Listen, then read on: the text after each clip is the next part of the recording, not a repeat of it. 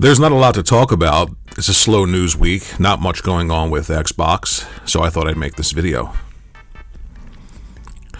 Microsoft and Xbox are going to announce next week a change in business strategy. There's been rumors that they are going third party, that certain games that probably shouldn't be third party because they are drivers of a piece of hardware, exclusives, could be going.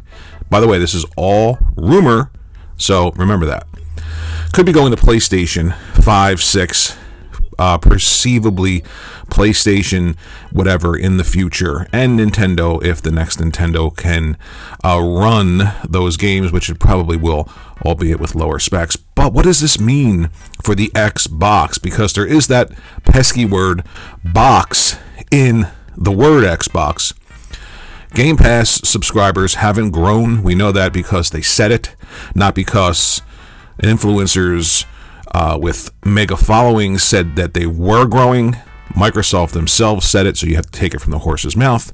They also put everything on PC. Conceivably, that hasn't helped. They also have everything on cloud. They bet heavily on cloud. They said that that was incorrect. They miscalculated there. So here we are with a console on the shelves, sitting next to a PlayStation 5, sitting next to a Switch, and no one is buying it. They're actually buying it less than they did the last generation's Xbox One at this point, three years and some change into the generation. So what do? Microsoft seems to think maybe, again, this is all rumor, that they could actually sell a piece of hardware without any type of incentive for you to purchase it. In fact, a little while ago, they actually said that it doesn't matter if people buy Xboxes.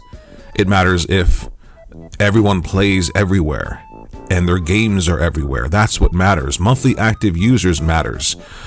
All of those things that they said, all of those things that were sort of carried out by the influencers, all of those things, and yet here we are.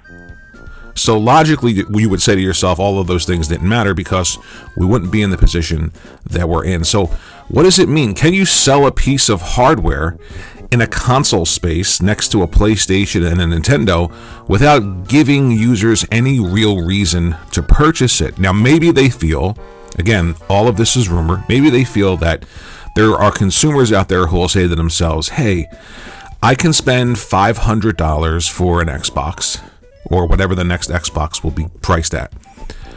I can spend that money, have my achievements, I can have those, and I can play Microsoft's games from first party through Game Pass for 15 or however much it goes up, because it will go up a month. And those other people will have to pay $70. We're in the position that we're in now with Xbox because a large group of people were conditioned to not spend money for games. So using that logic as a plus for the next system by putting your games on other competitors doesn't seem to make much sense to me. But that could be the strategy. That could be it. You could say, well, you buy an Xbox, all your stuff comes over, your digital games, by the way, which are important, and you can get these games through Game Pass for $25 a month or however high it goes. It's definitely going to go up. And our games will be on PlayStation and Nintendo too, day and date, but for $70. Well, those people buy games. So maybe the one or two really good exclusives, if they are, from Microsoft first party, will be purchased on PlayStation. Those games will help drive the adoption of PlayStation, just like every other third-party game on PlayStation does. And in between that, Sony will release one or two first-party games that sort of drive their base to engage with PlayStation. So the same thing that's been happening forever is essentially going to happen. It's just that instead of EA, Capcom, Ubisoft, Rockstar helping sell PlayStations, add in Microsoft now. And they'll have their own piece of hardware. Now, they have an OS called Windows. It's everywhere. It's on every piece of machine you can think of in the PC space. But not all of those PCs are created and manufactured by Microsoft. They make Surface tablets and Surface laptops, but the OS Windows is still on other pieces of hardware. Now, I don't know how well Surface hardware does compared to other hardware. Closest analogy I can think with putting your stuff other places and still creating hardware, Surface, I guess. Maybe they think Xbox can survive that. Maybe they think there's an audience of enough people who would buy an Xbox in that situation and then subscribe to Game Pass. Maybe the rumors of a hybrid system, keeping cost down, making the next Xbox not technologically a beast, but maybe moderately okay and handheld a la Nintendo that docks to your TV. Maybe that's a way to cut cost and start making a little bit more money and putting games everywhere else. But I don't know how that's going to translate. I'm just a simple console peasant. I'm never going to touch a PC for gaming ever. I'm going to buy a box,